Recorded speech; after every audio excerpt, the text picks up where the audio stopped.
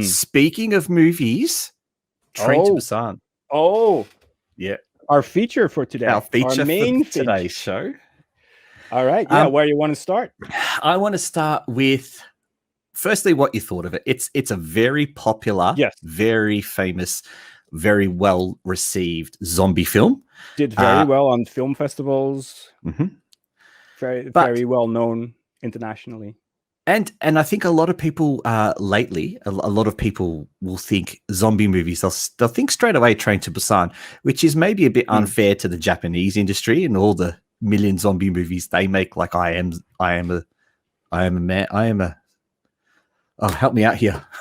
I'm a what? I'm a zombie. A zombie. I am a man. One of my. I am hero. I am hero. That's it. But yeah, what did you think? Firstly, what did you think? Well, firstly, I would like to have a little anecdote on that. In my opinion, Train to Busan is, for me, very similar to Shaun of the Dead. Because Shaun of the Dead was a comedy with zombies.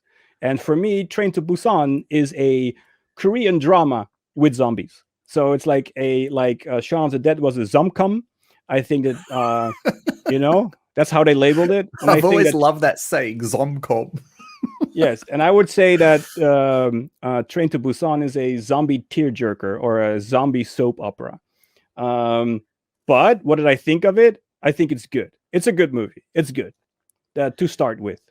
But I want to say a little bit about the dramatic point, because I grew up with Dawson's Creek. I was kind of an emo boy. I liked the relationship problems of Joey Dawson and Pacey. Oh my god! Then I discovered. Who are you? Hey, I just grew up in the 80s and the 90s. I mean, the 90s. I grew up on 90210. Kevin Williamson and the Scream movies. That's all. That's the link, right? Yeah. That's the era we're talking about. It's just after Buffy. Yeah. Yeah. And then I found Japan, and in Japan there was this TV show called Hana Yoridango, which I really, really liked. There's 2 seasons, and I watched it all back home where I'm from. I'm originally Dutch, so I'm in Holland. I watched all those TV shows pirated because I cannot find them at all if I wouldn't have done that back in the day. So there was a lot of forums with fan subs, and that's where I found them, because of course those films and shows were not distributed outside of Japan at all. So, and this is like I guess around the 2000s. And I thought that was very dramatic, more dramatic, dramatic like Dawson's Creek, but a little more in a Japanese way with heroism and cuteness. And I really liked it. I thought it was dramatic. I loved it. It was one of my favorite TV shows. So I went to Shanghai. And in Shanghai, I was having a nice night out like you have in Shanghai. I was in a dive bar called Perry's, where you have $4 buckets full with Coke and whiskey Cokes in a bucket, where you really with a handle and a straw every whole night walk around like this. It's $4, and then you have 2 of them, and then or 3, and then you're out. But anyway, I was sitting there on a table with my bucket and 2 Korean. So we were talking about TV shows, and of course Korea is well known for their TV shows, but I wasn't that known about that topic at that point. So I was like, oh, the most dramatic show is like Hana Yoridango. I love it. It's like the most dramatic thing I ever saw, and it's really I love it so much. And then all the Koreans, in like as if there was a queue, started laughing. They all laughed at me. and I was like, what are you talking about? They're like, Japanese kid show. Oh, cannot do that. That's racist. But they said a Japanese kid show. You call that dramatic? Did you ever see a Korean TV show? And I guess at that point I didn't.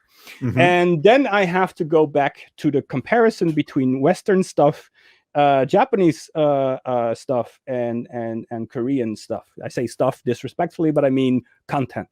Yeah. So in America, just like in Army of the Dead, which we saw. Oh, by the way, we're going to go in spoiler territory. So everybody beware for Train to Busan, but also for Army of the Dead or anything I'm going to talk about right now is spoilers. So if you don't like those, I'm sorry. You got to go. Oh, no, don't go. Stay. Just mute. Do this. Yeah, oh, okay. Yeah, but mute. I don't know how long I'm going to say spoilers. It's got to be a long spoiler, maybe. But anyway, they'll get over it. All right, the end of Army of the Dead, right? The lead dies. Oh, spoiled it. But anyway, he gets bitten and then he's sitting on the ground and he is like, and his daughter has to shoot him in the face, super dramatic. But what it is her crying. He's like, yeah, you just do it. And then she shoots him, but she's a strong woman, walks away basically unharmed by the whole traumatic experience. Now go back to the end of Train to Busan. And the Train to Busan, again, spoilers, the lead dies. So he gets bitten at the end. And what do we see? The girl is screaming hysterically, grabs him by the arm, screaming, "Don't go, don't go, don't go, don't leave me, don't leave me, don't go," for a long time. Tears out of her eyes, screaming like a little kid. And then he has no other choice but to leave her because he is bitten. He will turn. So he walks away. Then you have the other survivor holding the kid down, like, no, no, don't go to your daddy. And then she's like, don't go, daddy, stay. And the guy has to walk away. Does he then jump off the train? No, he stays on the train for a while to cry. And then she is there in slow motion from the train, from the, how do you call that? The conductor. They're in it's only one. They're only in that diesel. Yeah, I know, but they're like where the conductor. The conductor sits, yeah. Yeah. So you see it from the cockpit. window, the girl, the cockpit is that's it. a cockpit. I'm not sure we could say that word either. Oh, well, in the cockpit. So the thing is that, so she's crying, super dramatic, all these tears and screaming, and the woman holding her like, don't go. And then he goes around the train, just stands there, cries, and then we see a flashback that we never saw before in the movie of him all in white in a dreamy environment holding a baby, close up of the little toes, close up of the little face, and him crying, remembering the birth of the girl he has to leave behind because he has to die. And then in slow-mo you see him fall off the train. At that moment I thought, those Koreans were right to laugh about me. Because that's Korean drama. And that is, I was saying to my wife while we were watching that film, that scene there is the first time that little girl actually properly cries in the whole movie. She does all this fake crying all throughout the film and never actually sheds any tears. And it's finally at that point. And so I turned to Karen and I said, she's finally crying. After an hour and a half of her doing fake crying, finally she did it.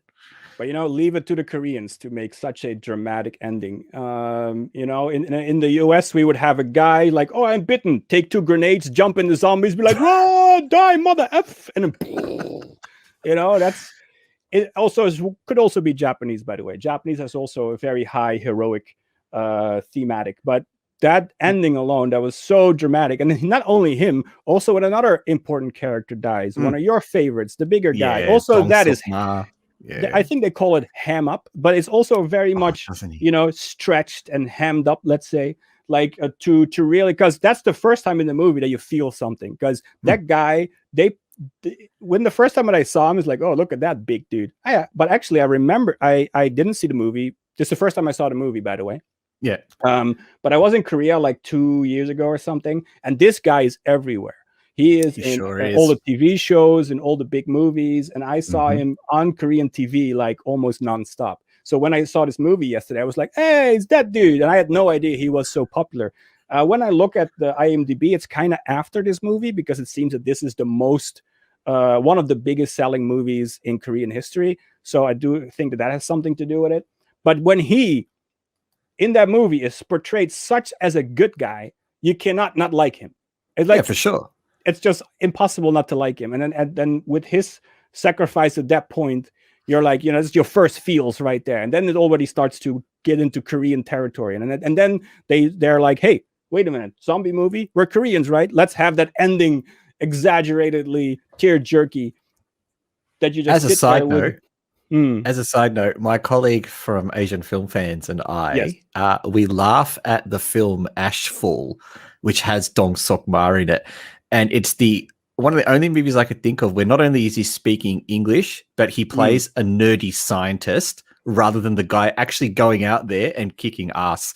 And me and my colleague Brian, we constantly joke how it's such a bad film and they've completely miscast all of the actors in that film, especially him.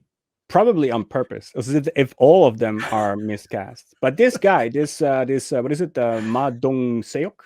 I don't know how to. Well, it sounds like Suk to me, Ma Dong Suk. Suk or I Dong probably Sok they Ma. don't say the A. I don't know.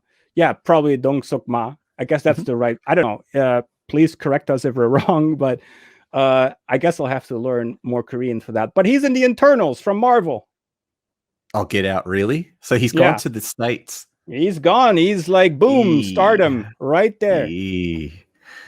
Well, I think the signs were on the wall when he made the gangster, the cop, the devil, and I saw Sylvester Stallone's name as the producer. And then there was a story Oh, going around that Stallone was going to remake the movie in America. And I figured hmm. he would use Dong Sokma as well in the film, considering he can speak pretty good English. So All right. yeah, it looks like his transition to Hollywood is He's Marvel happening. now. He's Yeah. Marvel now. And of course, the girl in the movie, the Wait, nerdy love interest of the Suhi? yeah. Is that her name? I Yeah. don't know if you say it. You write Sohee. Sohee. It's probably Sohei. I don't know. Oh But yeah. but anyway, I thought she looked so familiar. It's like, who is this? She's quite cute. I remember her from somewhere. And then I looked at IMDb. I saw the name Sohee, and I immediately knew it. Like, oh, Wonder Girls. She's one of the Wonder Girls. At Wonder least Girls. she Yep. was one. I just also read that she quit the Wonder Girls, but that's where I know her from. She was a Wonder Girl. Yeah, she so in that movie she plays a teenager and Hmm. she would have been around 26 years old. Yeah. Well, that's Yeah. around teenage years in film. Just I've like just been our late teens in Homestay Massacre, who was all like 30 or something. I've just been told that Dong Suk-ma has a dual citizenship, which is why he's probably in all of Oh, these US films. there you go. Yeah. Well, that explains it. Yeah. That does Well, explain everything. we do know that Hollywood only hires ethnic actors cast who speak perfect English. So it means that his English is adequate, is really good, or else he would never be hired by a Marvel, because that's the thing they do in Hollywood. They only, if they want something from a different ethnicity, they still need someone that speaks perfect English in order to work with them. Yeah, but no doubt they're going to typecast him as every Chinese, Japanese, and Filipino, Mm-mm-mm-mm. Vietnamese role that they could possibly Definitely, think yeah, of. yeah. And I don't know about your theory because I'm not convinced that Donnie Yen can speak great English. No, Have you seen he cannot. Mulan? No, the Chinese Yeah. are a little. In general, the Chinese are a little worse. That's why also the big Fan Bingbing, or was it Li Bingbing? I don't know. Fan Bin I Big's made a beautiful one. Yeah, I know, but the one that was in X-Men, she had 0 lines. That's Ooh, because they had to make money in China, but she doesn't speak English, so they take the Chinese money, but they don't give her any lines. I'm That's pretty kind sure of that the was Fan thing. Bin Big, the tax evader. Yeah, I forgot which Bing Bing it was, but it was a Bing Bing. Yeah.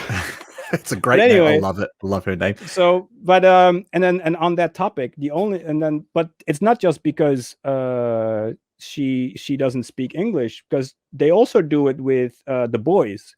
That Japanese actress is a local Japanese actress, but her English Karen is flawless. Fukushima or Yeah, something like that. Yeah. her English is flawless, but she also doesn't speak in The Boys.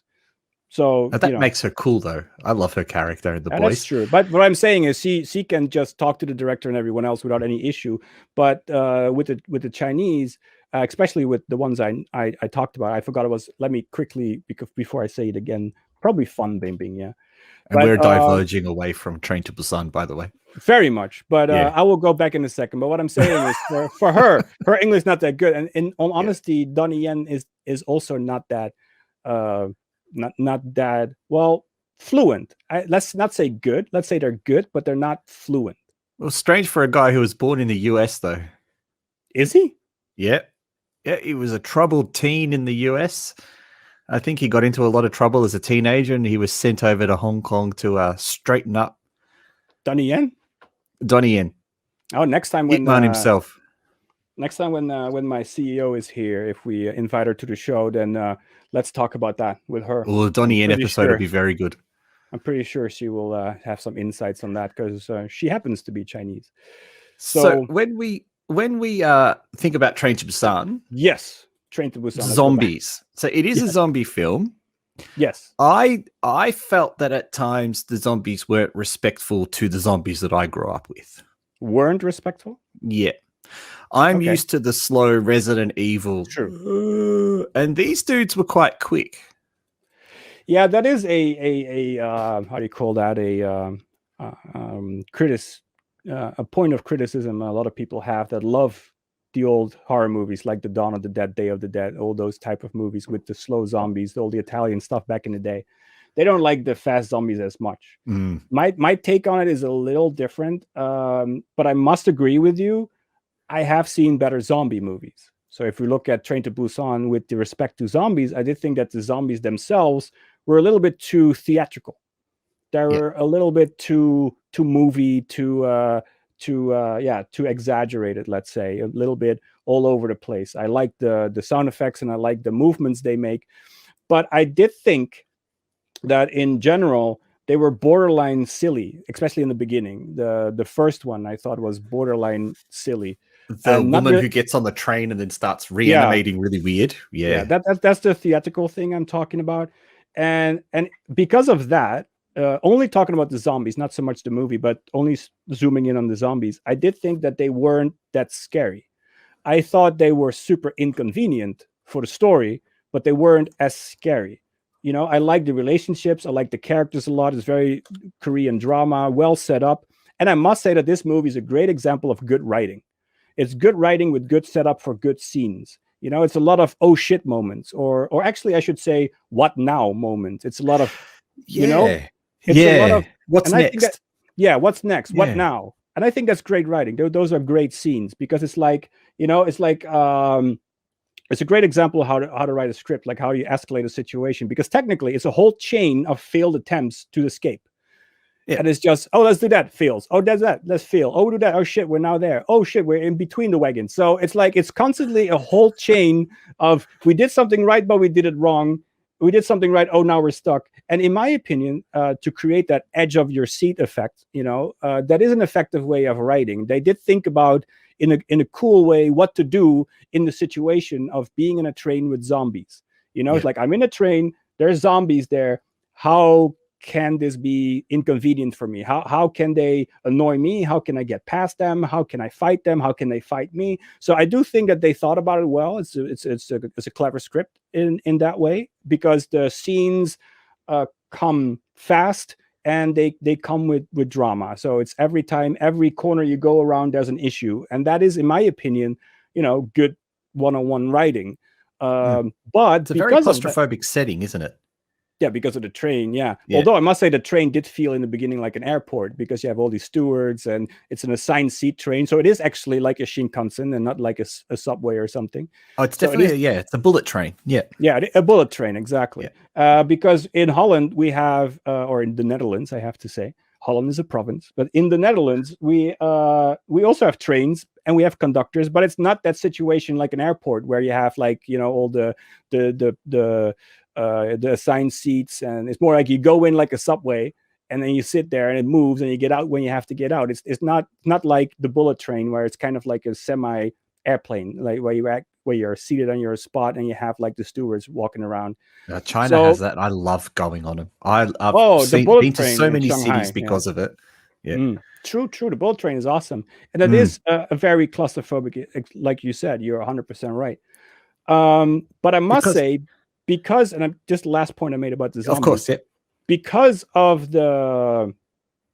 these well set up scenes, and they're well done, and I think it's great writing. I didn't feel the danger from the zombies, but more of the situation. So the zombies themselves weren't necessarily scary. It was more like, oh, here's these things that if they bite me, I'll die. That's horrible. But it's more about, oh, now we have to. It's like an adventure. It's more like a great action movie. Like, oh, we have to go here now. We have to go there now. Oh, we have to. Well, we're stuck here. We have to get over. It's like Indiana Jones type. Indiana Jones in a train. Like, Yeah. So and therefore the zombies one-on-one, in my opinion, were less of a threat. Well, I think the zombies were a threat as a whole and not individualistically. So not scary per se on their own. I guess that's what I'm trying to say. I was thinking that Mm, the Train to Busan did remind me a lot of those old Ramiro Dawn of the Dead, Day of the Dead films, where mm, it's kind of the theme of capitalism and consumerism in those films, whereas this film mm. had that theme of kind of selfishness and just looking out for yourself. Yeah. That came across very strong, but. Looking at the way the different, the zombies react in Dawn of the Dead. I mean, you had this massive shopping mall. You had the survivors had food, they had electricity, they had water, everything. And all I could think of was these guys are on a train. They have Mm. pretty much no food. And Um, not. they're running out of toilets because they Mm. keep having to go to different carts. Again, here, they've got nowhere to sit and sleep. But the ride to Busan was only an hour, and that was the other bit Yeah. we observed. That how did a 1 hour train ride turn into an almost 2 hour movie? Now, forgetting the first 15, 20 minutes setting up the story, and there was still a stop at the station for about another 10 minutes. This 1 hour train ride uh, Mm. ended up going for about an hour and 15 minutes. Well, they also Uh, had to stop in between, of course, and then well, yeah, and there's also a lot of product placement from Nintendo. I don't know if you picked that up through it, I but only geez, saw two of Nintendo. them. I saw a DS and a Wii. And Yeah, and there's also a couple posters for some DSs as well. I thought, Mm. geez, Nintendo must have paid a fortune for See, this. Koreans. I mean, Japan is still there. It's like, Yeah. But one bit that really confused me about the zombies was that mm, they went into the tunnel and then all yeah. of a sudden the zombies were blind. They weren't deaf, they were blind. Well, the And thing then they is got, already. Yeah. Sorry. Continue. well, I was going to say, they got out of the tunnel and then it's like the zombies instinctively knew to turn around because they were there. And that bit Mm, betrayed the whole zombie rule set. That true. why did it know to turn around straight away? That's true, and that is the negative point of the movie. Is the like what we just touched upon is the zombies themselves. Not only did I think that they were more scary as a whole because they're a situation as a whole you have to get through, but also that they're not really consistent in their behavior. You have not only on the theatrical, but also they're not very consistent. Like in the beginning, when one bites another, when one of them bites someone, then you see immediately that the other one transforms immediately right on the spot. But then Yeah, at the end, the last two they take like an hour to change. yeah, yeah. So that's Karen inconsistent. noticed that too. Yeah, That is a thing, but I do understand why in a movie perspective, because in a movie perspective it was telling the audience what would happen if you get bitten. And then I do think that they put the last one that didn't know that he was turning as a hint, as in the last one's going to take longer too. So maybe that's just a narrative tool they used to slow it down at the end, but just show how it works in the beginning. but he was Although, the big guy as well. Don't forget, he was the guy that the main character had to see turning because it was he knew that that was who he was going to be yeah, if he kept and going down this path of being this selfish person who just wanted to make money and ignore his family. So, there were links between those two characters, and you're right, that slow turning was to give that main character enough time to go, this is you, buddy. This is what's going to happen to you. this is gonna be but he bitten then. Like what the hell? Like if you Yeah. didn't bit, don't bite me then. But yeah, and not only, but that's like what you said, right? It's like the example you used with that it's more about selfishness instead of capitalism. Yeah. Well, you can kind of link it with capitalism because capitalism is more the idea of individualism, and then what the girl is more communism or like socialism. It's like helping everyone else selfishly, while the guy's like, no, we should help ourselves. So maybe it's more like politically individualism versus collectivism. It's like we're doing it for the species, or we're doing it for our identity, for our own self. There's a funny line in the film with the two older sister characters where they're looking at the riot on the TV, and she turns to her and goes, if when we were young, they would just be re-educated. Yeah. And I thought, oh, that's a clever little line on the progression. And I also thought it was very I call that actual. It's very timely. It's very now. It's very it's like it's very weird because in our Western society that would be seen as a religious thing, and then in Korea it's like a a social thing. So that's say funny comparison there. Besides, I want to ask one thing because I guess I missed it. That laboratory that laboratory, that was an accident there, and in the Mhm. beginning they sprayed the car, and then this deer got hit, and the deer stands up. Then I'm like, so what is it, airborne? Because later in the movie it's all bites, nothing Mm, airborne. So mm. how did it start? Maybe I missed it because it was the beginning of the movie, and halfway through you forgot what they said in the beginning. But how did they? What kind of virus was it, or how did it spread originally? I'm hoping that Did the someone deer bite in the one? chat can tell me, but from what I understand, and I might be completely wrong, is Mm, that the main character, it was the company that they were hedge funding yeah, it or was. investing in He was was responsible. responsible for it. Yeah, true. I got that. Mm. They didn't exactly say how it got out. I don't recall that. I only in And the beginning they sprayed his car, this guy, and they said so an accident happened, and that's why yes, the at car the was sprayed. check stop. Yeah, and he goes, "Oh, Yeah, you're not going to kill my cattle again." yeah. So there was something happened before. Let's say. Yeah, I have to admit that I've seen that movie twice now, and I haven't paid any attention to how that virus started. All right. I've just assumed zombies. Yeah, true. But Yeah. that also must say there's also something about the zombies, because I did think in the beginning, it's like, why are they biting people? And you think that's such a weird question because every zombie does that. But to be honest, but to be honest, is it ever explained? Because Return of the Living Dead, they explain it. They eat the brains because it takes the pain away. But why did these infected bite other infected? It's also a while since I saw, a serious good zombie movie in that way. Well, it's like I said, it's more a good movie and not so much a zombie movie, but you know what I mean. But that was something I thought, which is weird because there are so many zombie movies and I never thought it before. But for some reason now, I was like, why are they biting each other? Maybe it could be a silly question, but No, it's not. It's a good question because no one eats brains anymore. true. But that's also a thing. I think it's only in Return of the Living Dead. I think only that movie franchise had the brain thing. I don't think other movies had that. And so then that became pop culture. It became known that zombies eat brains solely because of that film. That's very interesting. I do. It's a good think movie. the only one I can clearly remember is Part 3 with Melinda Clarke. Oh, that's my favorite. I mean, that was my my pinup model for a long time. I even had a T-shirt with her on it. I mean, that goth look was. Oh yeah. Oh God. Yeah. Oh, we're still live, by the way. But oh yeah. Oh yeah. Yeah. But anyway, I think the first one had Linnea Quigley in it, didn't it? Well, the first one had this moment that you destroyed the head and it wasn't dead, and then everybody was like, "What the hell?" Because that's also the thing, right? Shoot them in the head, then they're dead. But in Return of the Living Dead, they didn't die. Like, wait, what?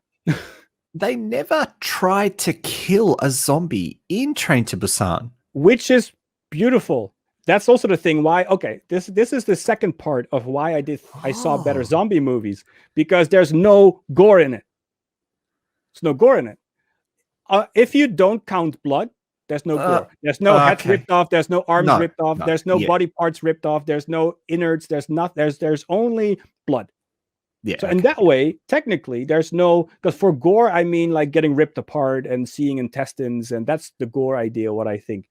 But if you excuse the blood, there's actually no gore in it, and also no zombie gets killed, and everybody dies dramatically. But then we come back to the Korean idea of, and this is why I think that maybe, and I haven't seen the sequel yet, and maybe you can give me pointers on that, but maybe that's why I heard that the sequel was bad.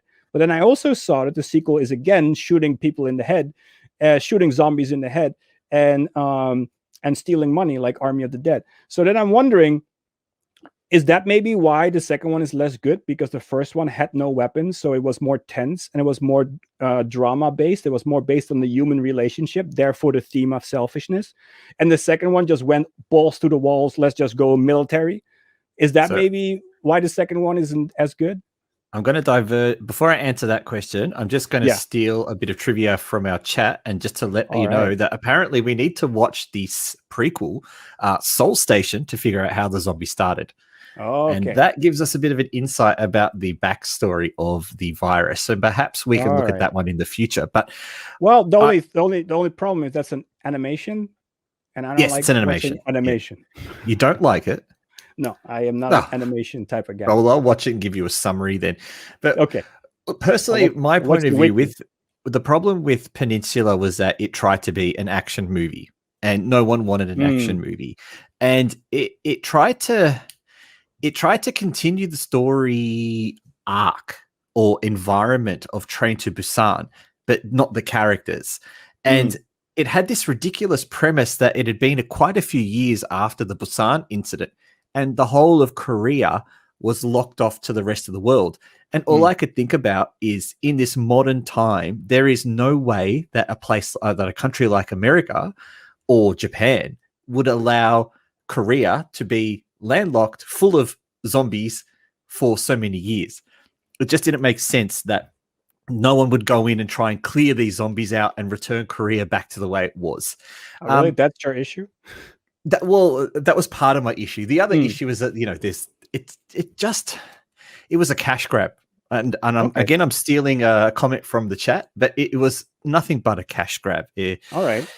Someone's just taken advantage of the fact that zombies were good and still popular, and they just pumped out this sequel with, it could have been called anything. And I noticed that it was called Train to Busan Presents Peninsula. Yeah. And then eventually the Train to Busan bit was just slowly dropped from the marketing campaign. Yeah, I think they started getting some feedback to like, hey guys, what's the link? Because we're not quite getting it. It's a good action movie. It's not a good zombie movie. All right. Yeah. And a lot of people will complain about the special effects being very cheesy and very computerized. Whereas you look at Busan, there's a couple of really shitty special effects with the train crashing at the end, but pretty much everything else looks pretty decent. But if you like cheesy, shitty special effects, I have a great movie you can watch for free on Tubi. Oh, and with great blood splatter effects too, might I just say. Some of my favorite. But, hey, if you got a chance to make Tokyo Homestay Massacre 2, you'd probably do it.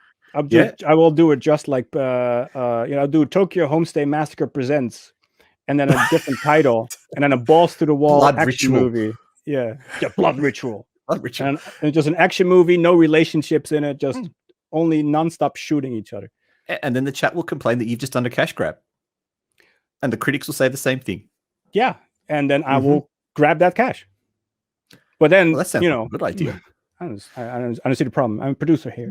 No, that's capitalism. As a director, I understand. As a director, I will be like, whoa. My artistic integrity. As a producer, I'm like, that's a good idea. Let's do that. As long as you can do it cheaply and quickly. Yeah. But that's kind of what I thought. So if I have to summarize it, I thought it was very dramatic, very Korean. Therefore, I'm also kind of surprised it got this praise worldwide, because it is really that Korean. But on the other hand, it's a really good example of a good script with good scenes and a good where we're going to go now, and like an Indiana Jones in a train. So I think that's really, really good. So I guess that's where the praise comes from. Yeah. And personally, I thought the zombies were a little bit inconsistent and a little silly, maybe. And therefore, but they also weren't really zombies. They were more like the crazies. They were rabbit. They were, they were rabbit. They were not really pack zombies. Animals. Like that. One of my biggest takeaways is everyone in Korea is ridiculously good looking. Yeah. Oh, that's also something that I have here on my notes. Before I want to go to there, I want to say that besides the good lookingness, I did enjoy the movie because it looks good. But at the end, I did feel like at the big dramatic ending that I had a feeling like, why am I torturing myself watching this? I just had a whole movie following this guy. I like this guy. He's doing his best. He's finally connecting with his daughter. And then we have to have this dramatic ending of him, spoiler, dying. And then I'm like, why am I doing this to myself? But actually, the fact that he is indirectly responsible for it makes it that he has to die. Yeah. And that's movie rule. He is a bad guy because he was, with his selfishness, responsible for the outbreak. So he kind of had to die. He could not survive because he had this thing on his conscience. So that kind of made me feel a little better. But Dong Sok-ma didn't need to die. True. He was he was the good guy that died. Well, again, also to show what a good guy is for the lead, of course. He was the example of the good guy for the lead in that way. He also But kept yeah, calling the main character a douche all the time, which I thought was. I don't know if that's what he actually says in Korean or if that's just which what the was subtitle weird says. because normally that would be the sign of an asshole, but he was likable by doing that. That was so True. weird. Very true. He was likable by doing that. But yeah, you're right. Everybody's good looking, and a lot of people obsess about good looking people. Like I Well, had, yeah. I was going Sorry. to say, well, Korea, as far as I can tell from every Korean movie I've ever watched, everyone is ridiculously good looking, and Oh I yeah. don't understand. I don't think they have ugly people at all.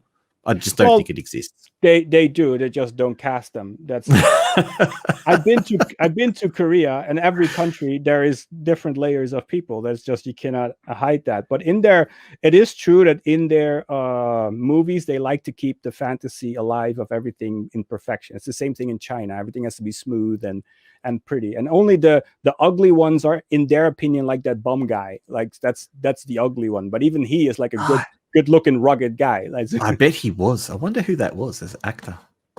I have no idea about.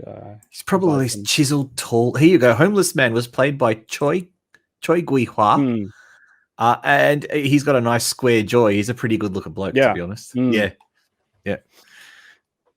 He also died kind of like an unnecessary sacrifice for no reason.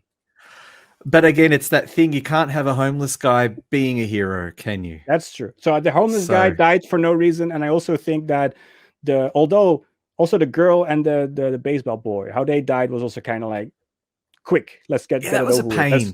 Let's go to the ending. Pain. Yeah. And just so everyone remembers, Baseball Boy was the kid from Parasite. So oh, really? The guy that plays the son from Parasite. I completely forgotten about until I started watching it and thinking, gee, that guy looks really familiar. He looks like a potential Academy Award-winning movie familiar. And boom, he was. Yeah, I had the thing with Sohei or Sohee because I thought, hey, and then she turned out to be a Wonder Girl. Well, you don't get more wonders than a Wonder Girl, so I guess that was correct. I'm just still thrown about the fact that a 26-year-old can play someone that appeared to be 15, 16 years in a movie and get away with it. On Tubi for free. Tokyo Homestay. 30-year-olds acting like mid-20s. But anyway. And you know what's funny about that is that you've got an actual 13-year-old in the film. True. That I thought was 20-year-old when I first talked to him. I said, gee, that girl who plays that young girl, she's doing well. Yes, we always play with your head. She's actually 13. Well, she grew up in the meantime. She's a little older now. But yeah, you're right. So I guess in general, recommendation, unless you have to want to add something, I say for a recommendation, I said, yeah, I recommend it. It's good, but only if you like edge on your seat action movies that make you cry. I wouldn't call it an action movie. In my opinion, it's more action than horror. So it's okay. Okay, I will change action to adventure. I'd go with thriller. You think it's more a thriller? Yeah, because the tension, how it builds up each and every scene, the danger that they get, it's exciting. Right. So, well, I mean, at the end, it's zombies, so technically it's a horror movie. No matter what. Yeah, and true. So, yeah. But anyway, so if you like, it's very Korean. So be prepared to be entertained. Be prepared to see something of good quality, because Korea does not have low budget movies in general. No, you're the second person who's told me that. Yeah, they don't. They don't have a low budget industry for some reason. That's terrible. Yeah. I know. We can start one. Just go there with a camera and just make it low budget. No one will take us seriously. That's true. And and be prepared to cry, because it does have that Korean soap opera quality of jerking on those tears jerking. What's Korea the term? has a habit, and maybe it's just me, but Korea has a habit of blending genres within movies, and they can't make a straight comedy. They have to make a comedy action film, like Hitman Agent Jun, or the movie that they made in China, Lobster Cop. Well, in that case, what's it? Extreme Job. The action comedies or horror thrillers, horror dramas. They don't just pick a genre and stick with it. Well, it's the same, and this is also a thing because this Korean soap opera is very dramatic, and they know how to, get you to cry. it is very close in entertainment value as India in that way. India also doesn't have just one genre. Most of the time, it's 3 genres in one movie. The movies are 3 hours, and every hour the movie changes into a different genre. I'm I off also, Indian movies. I don't touch them anymore. I've had some bad experiences with Indian movies I on this enjoyed channel. some Indian Don't touch movies, them. but that's like probably more a rights thing than a entertainment thing, because the Indian movies are always 3 movies in one. In the normal structure, you have an A, and then the A is a setup, and a B is then your the promise of the premise. That's where you have your bulk of your movie. That's where we're in the train with Train to Busan, and then you have a C, which is a final wrap up. Well, in an Indian movie, it's always A B A B A B C. So you get 3 movies for one, because they always You also because missed the intermission. You get A, B, A, intermission, B, A, B, C. but the B is always the A for the next B. So it's That's true. Yes. they always lead up to a next point. And one movie I saw started as a comedy, turned into an action movie, and then ended as a drama. So it went all over the place, of course, and then infused with song and dance, which is always which is sometimes the quality varies. The best trilogy, in my opinion, of Indian action movies, which also is quite known internationally for the people who know those type of movies, is the Doom series, or the Dome series, the DHOOM. I've heard of that. Yeah. Yeah, the first one is a ripoff of Fast and Furious. The second one is a ripoff of Mission Impossible, and the third one is a ripoff of The Prestige. So they all have like a movie they're based on, which what Indian movies most of the time do. But instead of 3 movies in one, all those are pretty targeted to just rip off one movie. So they're like asylum movies, but with an Indian budget. Yeah, which are gigantic for India, let's say, with a lot of extras, a lot of dance, and the songs are of good quality. So that's why I like those movies, especially 1 and 2. They are very high quality songs, in my opinion. Of course, that is just, if it becomes too local, then then I kind of tune out. But in my opinion, from my Western perspective, those are the 2 that have the most high quality songs, or maybe the most how do you call that, pleasing for a Western ear. Let's say that.